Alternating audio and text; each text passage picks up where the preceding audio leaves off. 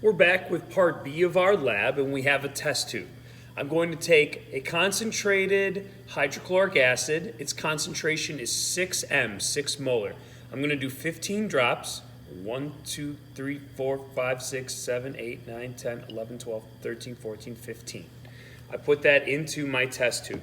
I'm then going to take some pure zinc, and you can see it's a shiny silvery metal, malleable and bendable, just like magnesium looked, right? Make your observations, write that down, clear liquid and zinc metal. I'm then going to put that into the hydrochloric acid, and we'll see if there's a reaction that occurs. Let's take a look, let that sit, and as you can see, it's starting to bubble and fizz, so there's definitely a reaction. What I'm going to do now is cover up that test tube. Because it's bubbling and fizzing, it is giving off a gas.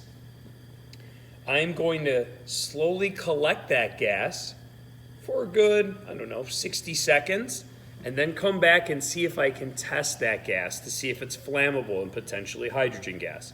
All right, so I'll go ahead and wait that 60 seconds, and we'll come back and see if we caught the gas. So we've been letting this test tube sit, and as you feel it with your hand, an observation you can write down is when the zinc reacts with the hydrochloric acid, the test tube actually gets warm, so it's giving off heat. That's an important observation. Also, the gas has been released, and I've been slowly collecting it in the test tube above.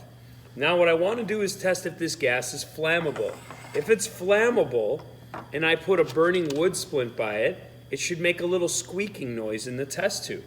And if it's carbon dioxide, something that puts out a flame, when I put the flame near it, it should just extinguish the flame.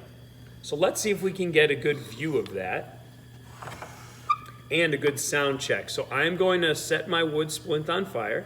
There you go. And I'm going to slowly put it in there and see what kind of gas there is. Let me get my hand ready. Oh, and there you go. That loud squeaking noise was actually the hydrogen gas that was collected exploding inside the test tube. The fire or flame actually ignited the hydrogen gas, and it made that loud squeaking noise. Pretty cool, huh? All right, so that was definitely a chemical reaction for part B as well. There's also a second part to part B that's going to include zinc and copper 2 sulfate. Let's look into that next.